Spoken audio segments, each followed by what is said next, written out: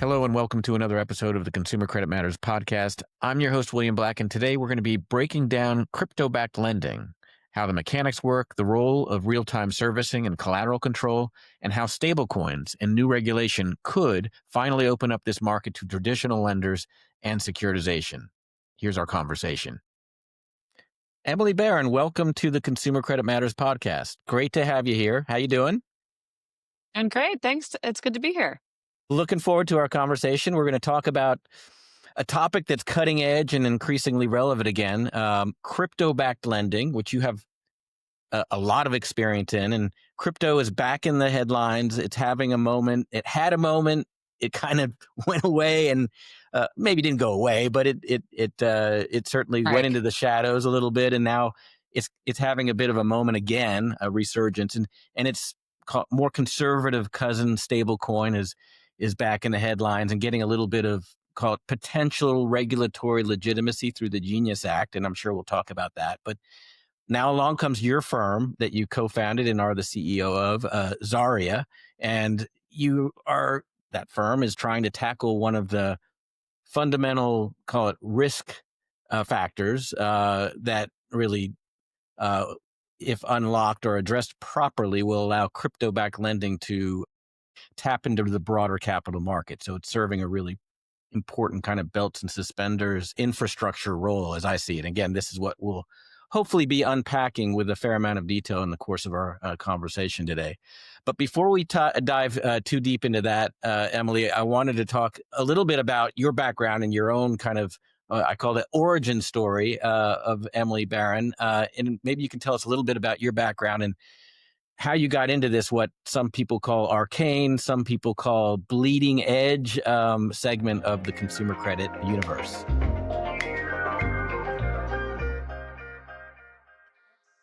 So I've had a bit of a non-traditional path.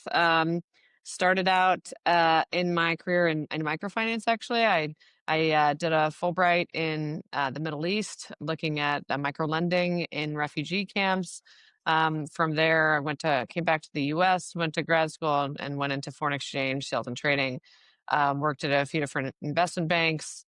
Moved out west to San Francisco from New York and caught the FinTech bug. And dove into SoFi. That was my first FinTech company. Really drank from the fire hose there on consumer credit, kind of coming from more of the macro trading world. And was at SoFi during the launch of our unsecured consumer credit product. Before that, we only had student loans and were dabbling in some mortgages. Worked on the first securitization of the unsecured consumer product and really did some whole loan sales, really worked with some small banks and medium-sized banks there. From there, I went to a startup called Branch International. Was super early there. I was the first non-engineer hire and built out the finance and credit and capital markets team. We were lending at emerging markets using AI, making up to 50,000 loans a day. From there, I went over to Silicon Valley Bank to co-head a warehouse lending desk, building that up from scratch. That's when I kind of caught the crypto bug. So I was setting up a framework at SVB for which companies would or which structures would pass muster for warehouse lending. Through that experience, NYDIG was one of my prospective clients, prospective borrowers, and they said, "Hey, do you want to come over here and build capital markets on our end?" So I joined NYDIG in 2021. It had two main books. One was a Bitcoin-backed lending book, and one was a physical equipment-backed lending book. And then the market crashed, and kind of got to see firsthand, had a front row seat to all of the carnage there. NYDIG was not exposed to the players that went bankrupt, so we had a pretty rigorous onboarding and credit policy. Our Bitcoin-backed book wound down in an orderly fashion. Everyone paid off. The mining book was a different story. There were many bankruptcies, restructurings, just really wild kind of times. And so most of 22 and all of 23, I just jumped out of the capital market seat and went to run workouts. As part of that process, I kind of realized, the benefits to lending against cryptocurrency, lending against Bitcoin in particular, It was just so much more liquid. You could sell out of it immediately. And at that point, I was like, okay, the time is now. What I've been trying to do since SVB, since 2019, there's a real opportunity to finally get crypto backed loans or crypto margin loans into the warehouse and securitization market. So I founded Zaria. So, wow, that's a very intense. It sounds like you have some scar tissue from that There's some more experience. stories. Yes. Yeah, I mean, so maybe just take a step back and just for our listeners who might not be so entrenched in where you left off and what immediately prior to Zaria and crypto backed lending in general, you're essentially lending fiat USD US dollars, um, backed by what the borrower is pledging in terms of crypto. So it's very similar to how you take out a margin loan from your favorite broker, except Yeah. that instead of equities that trade on the stock market, you're using one of the well-known cryptocurrencies, and I think you were saying Bitcoin, obvious being the obvious choice, but ETH is another one, and Ether and is it A little is bit of also Solana. Solana. Solana. Sorry, Yeah. so Solana. So those three are the main cryptos that are being lent against today. And unlike typical margin loans backed by equities, all of these cryptocurrencies that we mentioned are traded 24/7 and easily liquidated. Certainly, if you have the right infrastructure in place. That's right. Yeah. These loans are actually quite simple.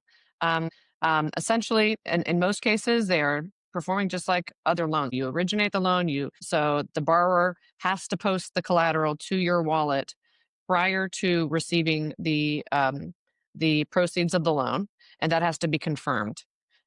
You generally put the collateral into an individual wallet that is controlled by the lender, or in our case, the servicer, and we'll get into that.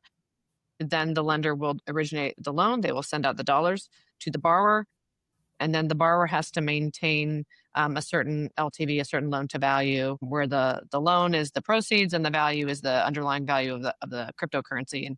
And so if there is a big drop, for example, and let's use Bitcoin as the example, if Bitcoin has a big drop, there will be a margin call issued to the borrower, and they have usually 24 hours, one business day to post additional collateral or pay down dollar principal of that loan to maintain the LTV that they're supposed to keep the loan at. If they do not meet that margin call deadline, then the lender will liquidate the collateral either in full or in part to get them back to the LTV that's assigned depending on the loan agreement.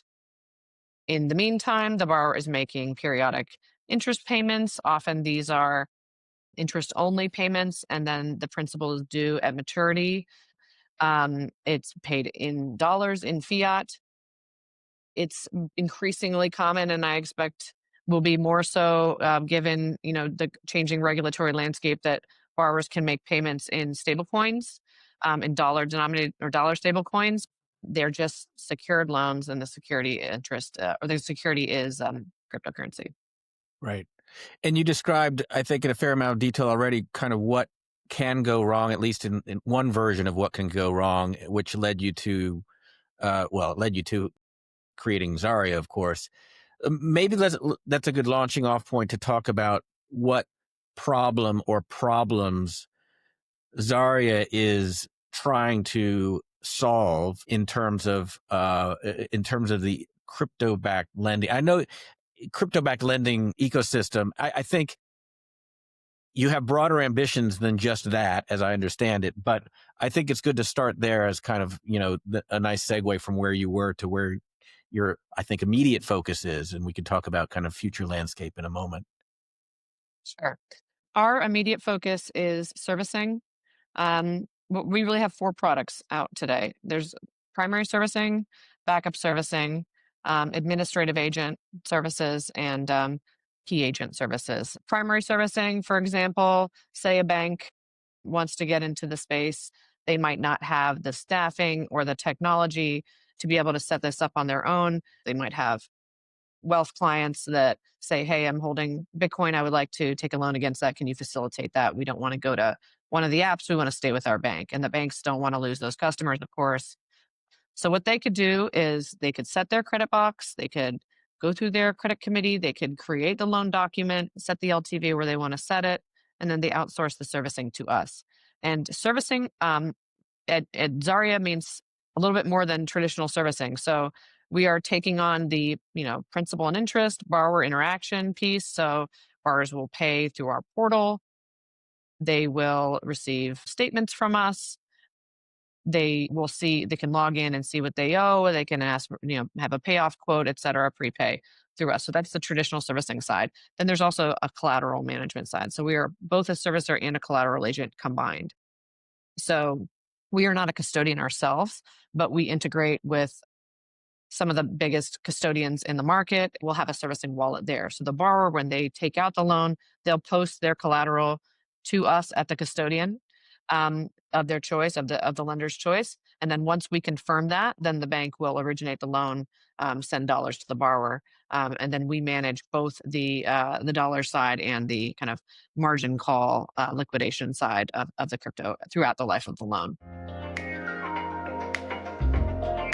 So you're really bringing to these small regional banks the expertise of managing what is a pretty technical kind of interface with multiple parties and a technology, blockchain technology, the margin mechanics, the reporting on all of that on your own system that plugs into the regional banks systems as well. Right. And another kind of beauty of the blockchain and of our own technology is that we have live ledgers. So um, banks will be able to see, there will be the borrower portal, of course, where the borrower makes their payments and addresses margin calls.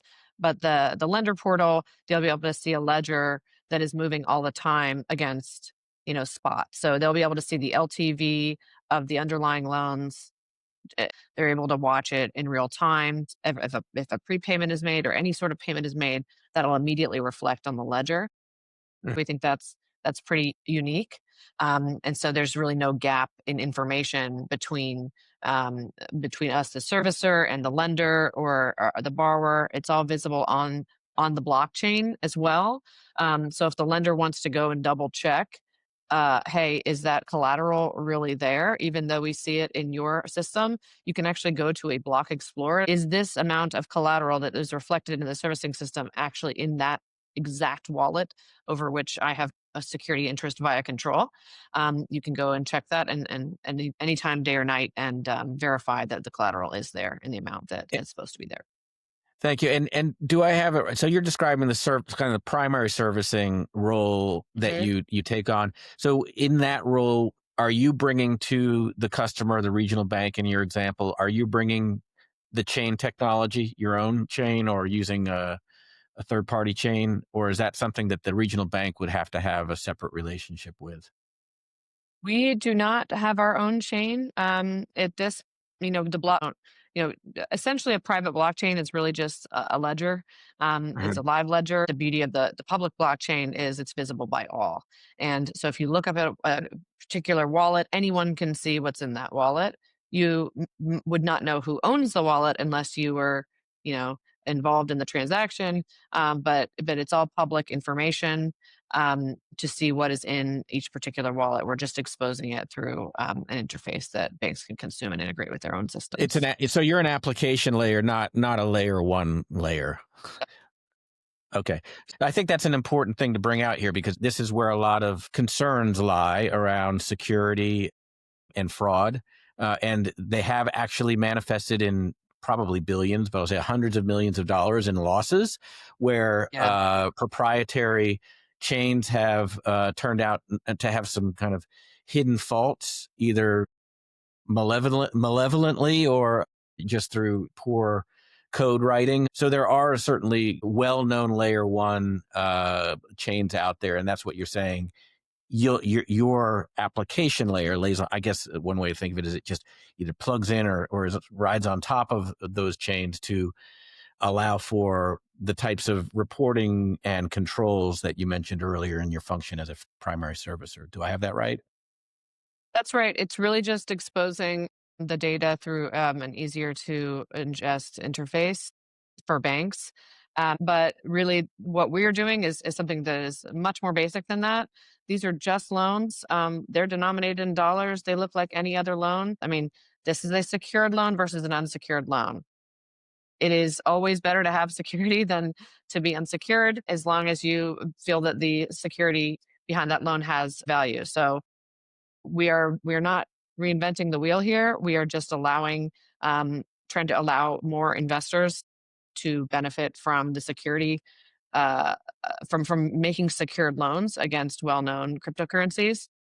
And otherwise, the system is just operating as it would in a traditional finance sense. So there's not a super secret sauce to a particular blockchain here. Gotcha. So you're bringing, in your role as a primary service, I think we've gone through that pretty well. You're bringing this kind of opportunity for access to retain, a customer base, maybe also attract a customer base for small and regional banks that don't have the economies of skill, I'll call it, or economies of scale, perhaps, to Maybe both. to bring in, right, and to bring in and retain these crypto savvy depositors or traders. I'm not sure what to call them. Um, that's the primary role. Now, what about the backup servicing? Is just waiting in the wings as a potential primary, but there's a special skill set there as well. No.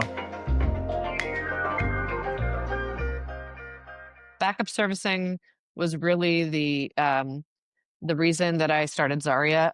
This has always been the interesting piece to me. And recently, there's been a lot of talk about backup servicing, but it was always just sort of check the box item. And they didn't really do a ton of diligence into how the backup servicer could actually take over.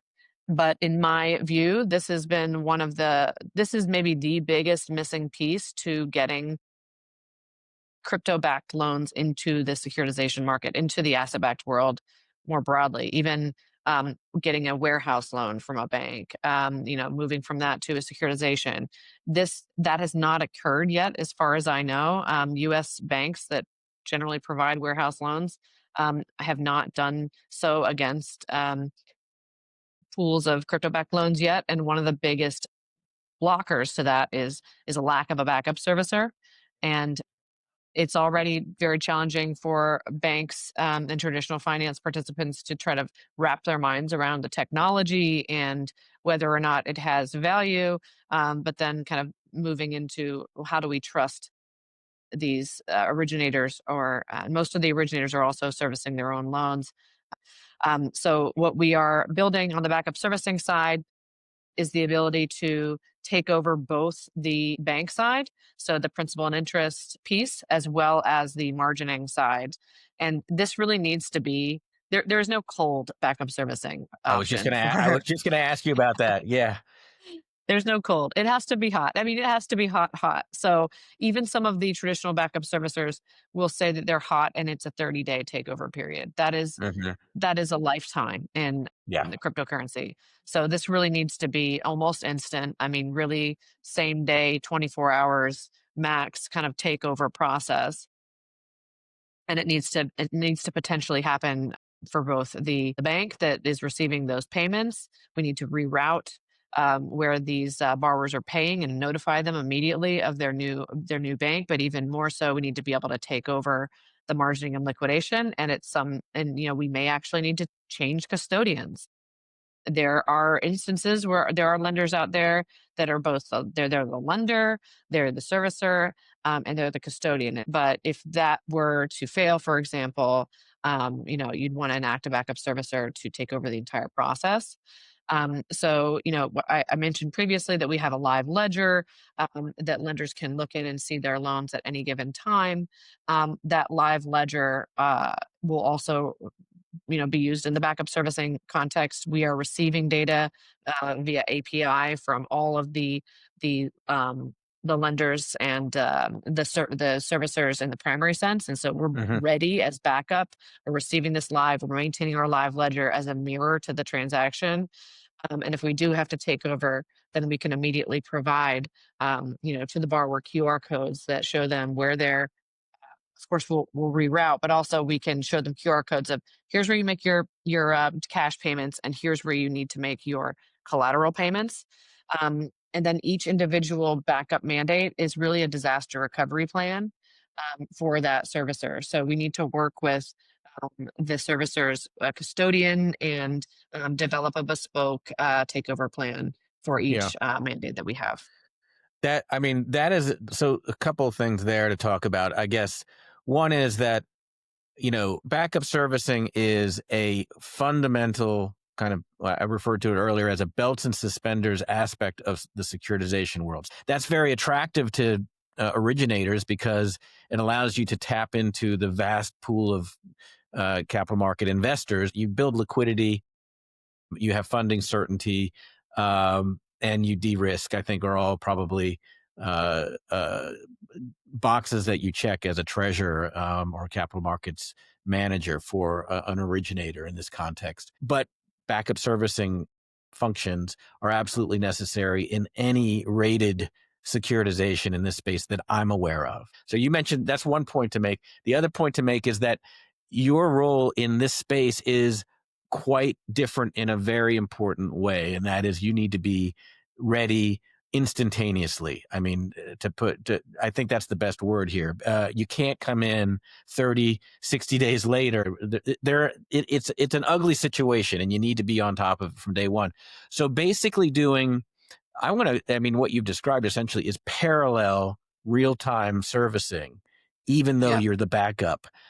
So maybe you're doing very large percentage of the job that the primary servicer has to do, you're going to have to do as the backup. And just thinking out loud, it doesn't sound like there's another way to do that, to serve that kind of role in this space.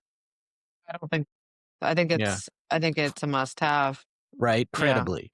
I mean, you right. might say that you can come in and take over quickly, but from your prior experience that things don't always go on the planned timeline when you're going through bankruptcy courts and so on and so forth. So that's really interesting and an important distinction, I think, in this space. It differentiates it from virtually every other securitization space I know.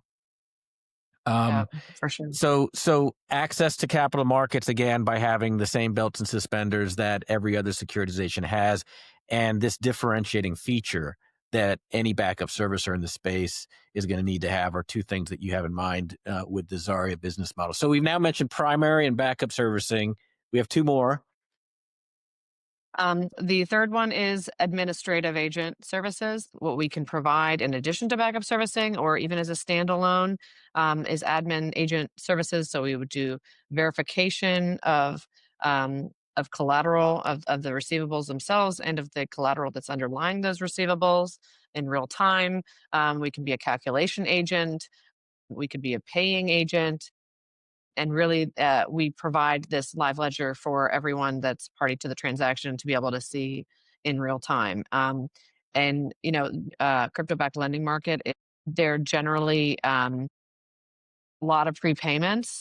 So, for example, if a borrower gets a margin call and they don't respond to that margin call in time and there's a liquidation, that's going to look like a prepayment.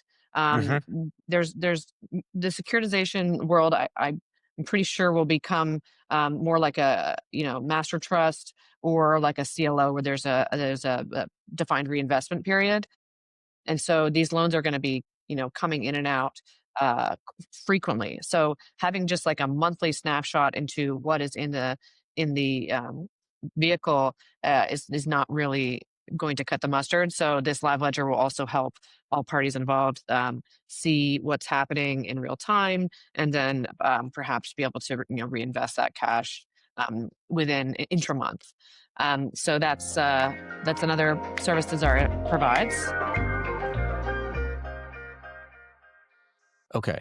And I'll just point out here too that the other aspect of crypto-backed lending that is exciting to me from a consumer lending perspective is that there is, if you have the right infrastructure in place, which is what we've been talking about, you have a mechanism in place that allows borrowers to tap in to US dollar backed loans using their crypto that would presumably allow some borrowers to access USD backed loans, or not US dollars, I should say, not crypto backed loans, that would not be able to access those loans through the normal course, right? So, in Yes. other words, you're tapping into a new set of consumers, borrowers that today are, for one reason or another, are shut out of the consumer lending ecosystem. Yes, that's another big motivator for me personally, is really this democratization of finance, democratization of credit. There's a lot of prospective borrowers out there that don't have a credit score, or they're low file, thin file, or no file, and so they just don't get access to credit. But if you are a borrower that has crypto and you're able to prove that and you pledge it, then you can get a loan against that, and it's a secured loan. It's not as much about the underwriting when you have a secured loan like this. Right. So it really opens up this type of loan to a lot of other folks that wouldn't normally get a loan, and this is a product that really anyone can access. It's you don't have to be, paying fees as a wealth client to an investment bank to access it. It really allows everyone to reach to take out credit at a reasonable rate.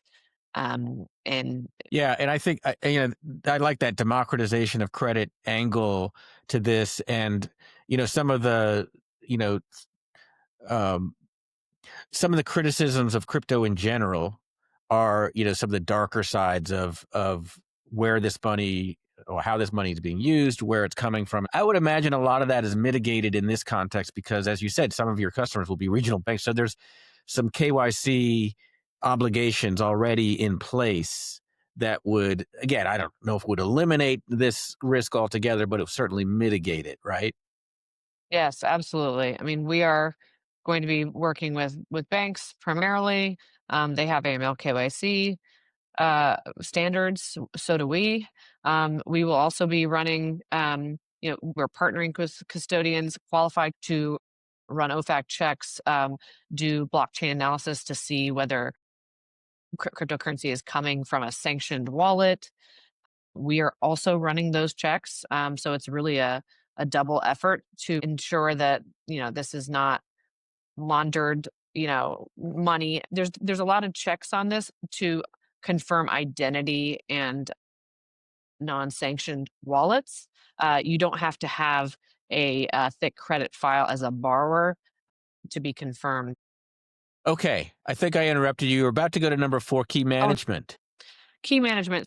So some custodians have multi-sig wallets or multi-party custody setups. That essentially means in order to access the cryptocurrency that is in a given address, you need to have, for example, 2 out of 3 key holders to unlock the wallet. We can do this as a standalone service. We can hold a key, or we can do it as part of our servicing or backup servicing. This has become a much more important piece as banks have started to kind of dip their toe into the crypto world. So traditional servicers certainly couldn't um, do that from where they are today without adding additional technology. So that's something that we offer as well.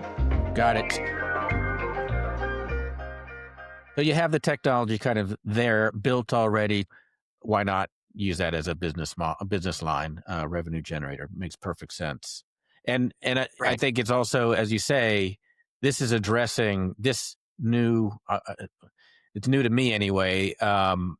Standard in handling security around wallet access was born out of some of the disasters, blow ups, train wrecks that are in the not too distant past, right?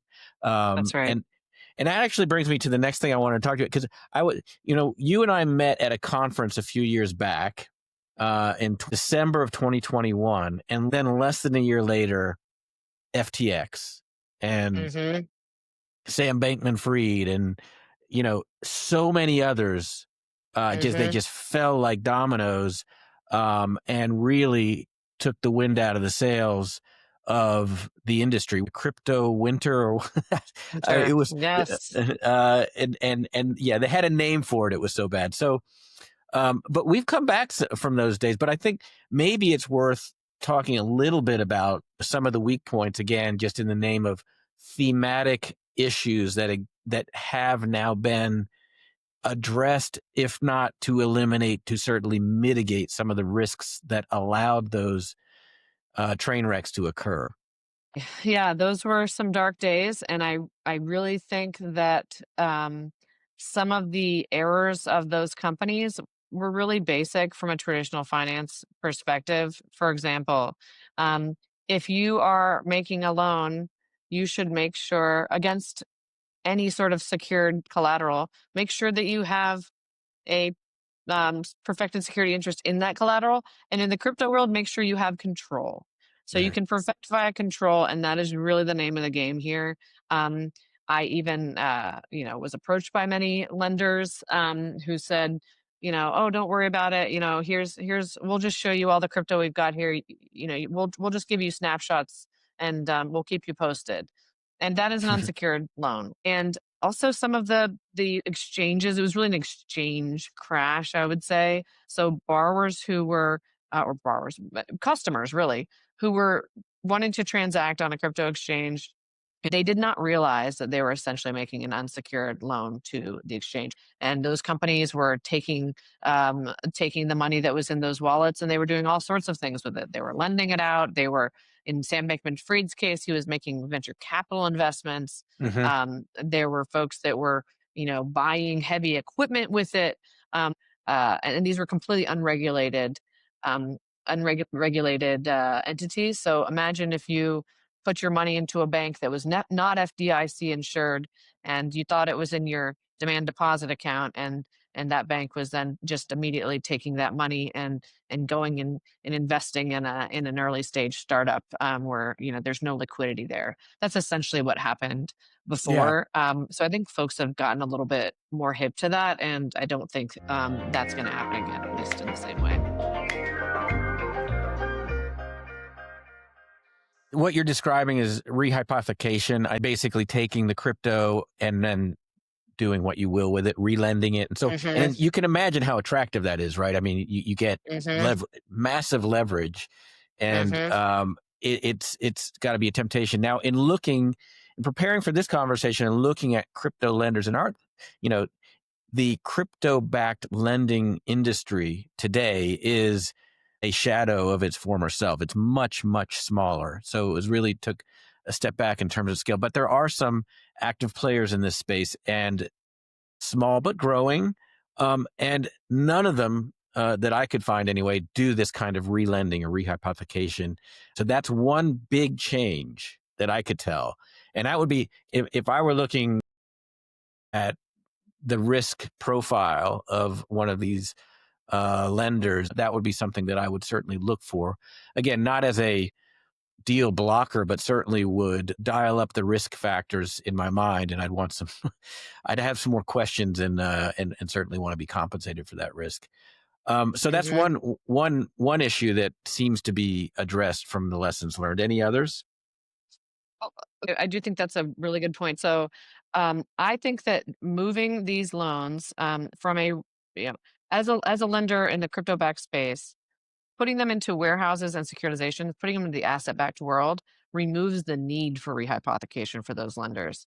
And so I actually think by putting these loans into the ABS world, you're making the whole world more safe.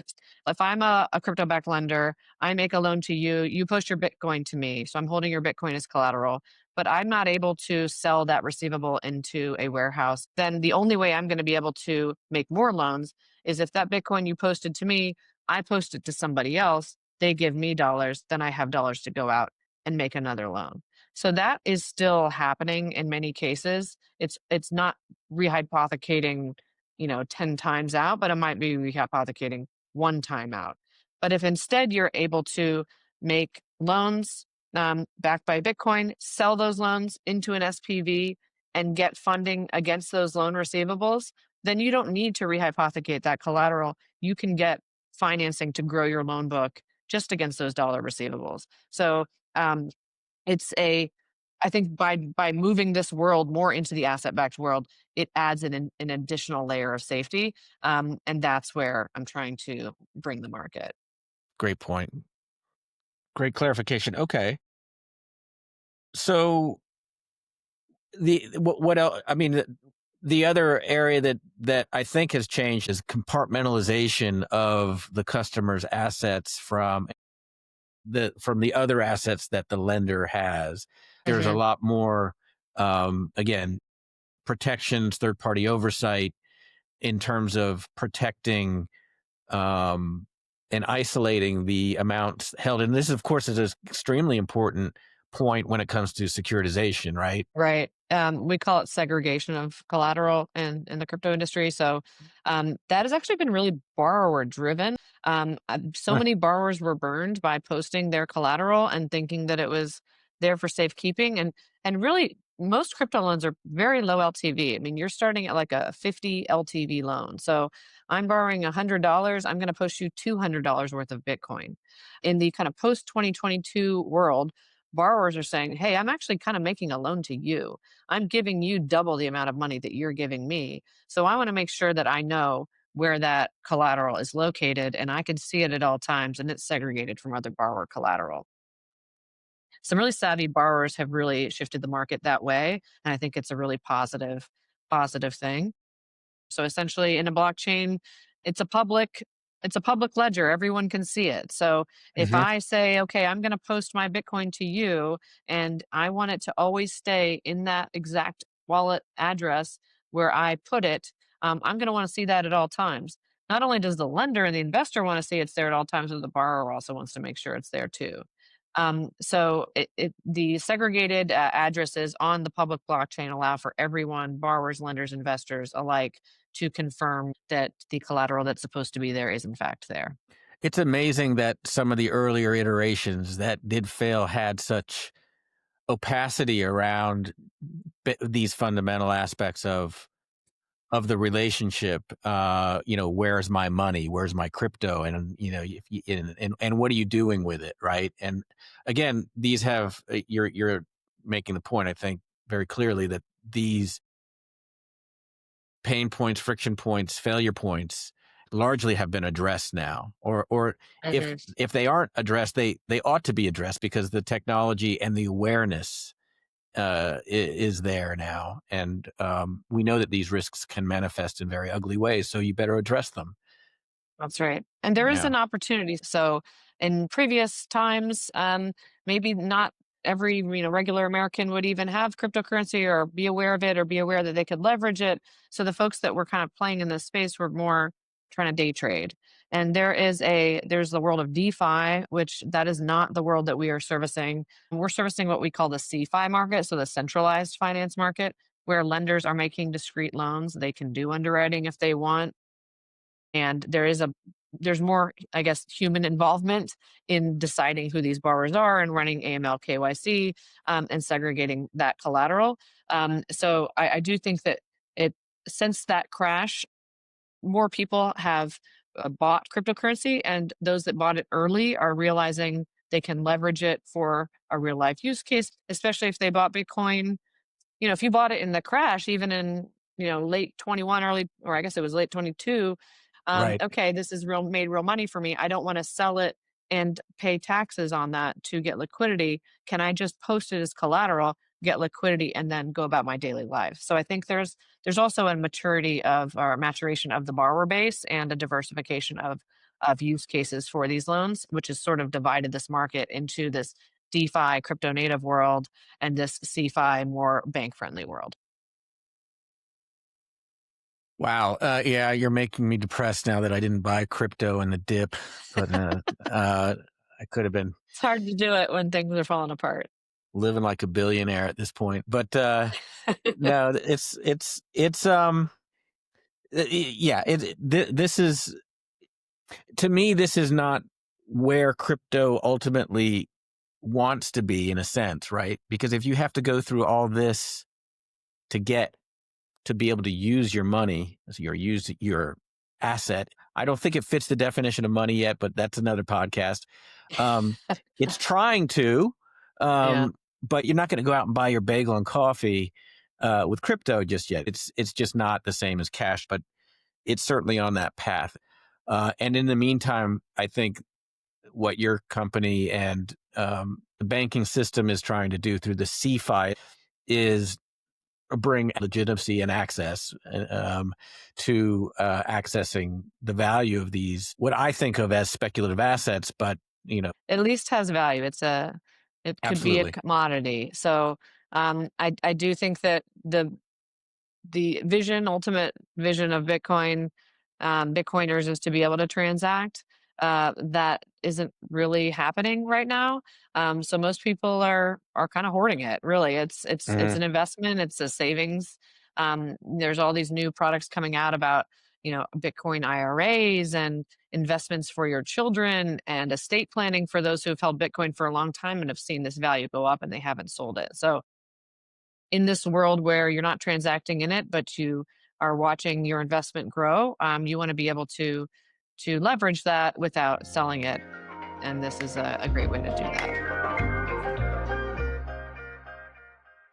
So we've talked about, I guess, transparency around custody and administration. We've talked about the rehypothecation issue. The third one that I'm going to mention, I'll pose that to you as a question, because one other aspect of the prior iteration of crypto-backed lending is that they didn't have third-party servicers, for sure, Mhm. or that much third-party oversight in general. How much has that changed? I know obviously Zaria is trying to change that, but how much of that is out there today in your views? There's certainly a lot more third-party oversight. There's a bunch of companies that have emerged that do kind of tax planning or blockchain analytics, that do a lot more on the security side. But I have not seen any other third-party servicers out there, which is kind of interesting. These um, more traditional servicers or even just banks, they're not processing things in real time. They might give you a daily batch upload or a snapshot of who's made those payments. It's not strong enough technology to service this market. So that's what we're creating. And we haven't seen others out there doing this. And we think it really fills a gap. Love it, love it. Good. Why don't we move on? I think I mentioned at the top that one of the big changes that has descended upon this space only a couple months ago was the passage of the Genius Act.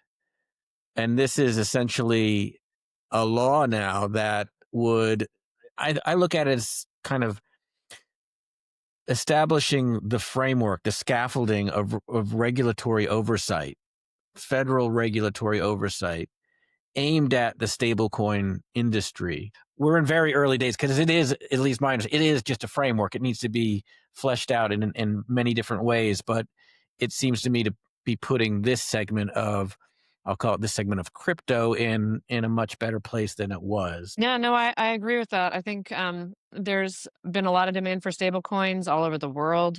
And really, it just comes out of the demand for dollars. I mean, there are a lot of, like you mentioned, Argentina, like Mm. Nigeria, Turkey. There's so many countries that have experienced hyperinflation.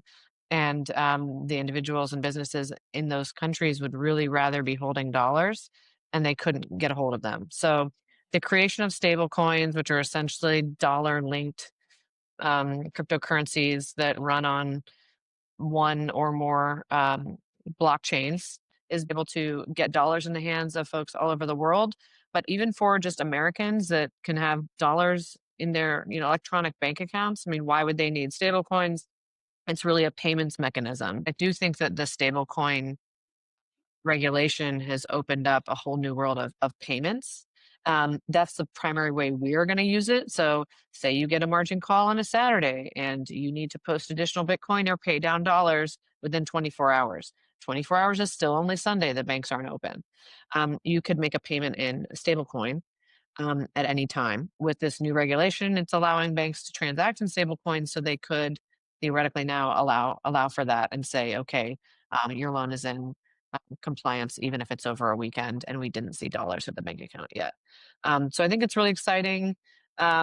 The way that this world is changing. I think for us, we're really just using it as an alternative to dollars for payments and for Mm. collateral. I do think that stablecoins are going to become ubiquitous pretty quickly.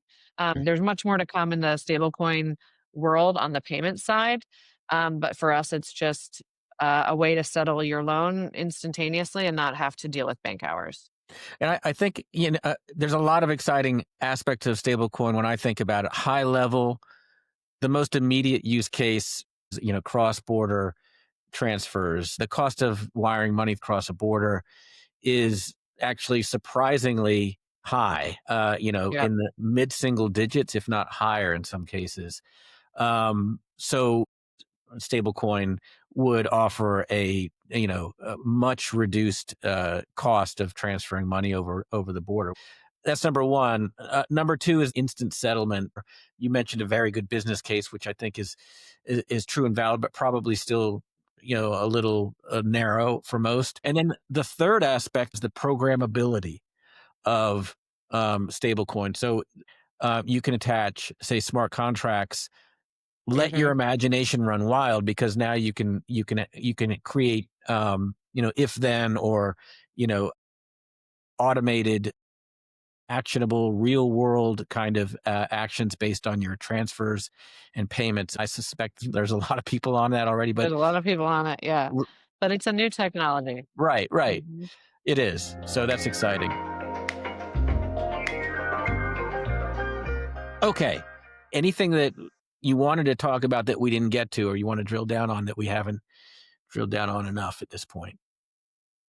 Oh, we've covered a lot. I mean, I think that the point I just want to sum up is that there's so much exciting technology building going on in the crypto industry and the blockchain industry, and there's so many different ways to use it. Um, but what we're trying to facilitate at Zaria is just like, let's first put one foot into. We still need to live in the existing world. We're in the traditional finance world. Hmm. How can we just bring crypto-backed loans into traditional finance world and operate on the rails that we have now, dollar denominated loans, dollar payments, cash flowing securitizations. That's step one.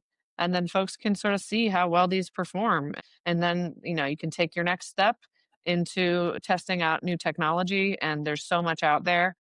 But really, this is not too crazy. It's not something that's completely off the wall or it's new structure that others aren't traditional market participants aren't familiar with. It looks just like a loan, and it's ready for prime time.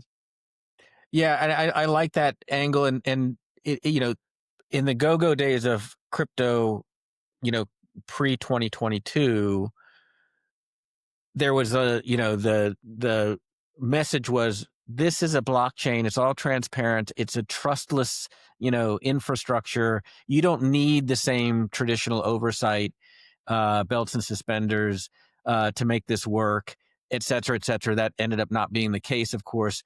We may get there, but I see, what Zaria is trying to do and others are trying to do to kind of bridge the gap between the new and the traditional, and creating democratization of credit for consumers, creating, uh, you know, uh, trust the old fashioned way, and bridging that new with the old. And at the same time, by the way, providing access for the lenders to the traditional capital markets by providing this third party oversight and systems hardening, around the lending ecosystem. So thank you That's for right. that. And really appreciate, the candor and detail that you shared with us today. I learned a lot for sure. And I find it very interesting. And I'm going to be watching now very closely to see how Zaria does in its mission to make all this come to the real world. So best of luck to you. Thanks so much. It's great to be here. Thank you. Thank you, listeners. We'll talk to you soon.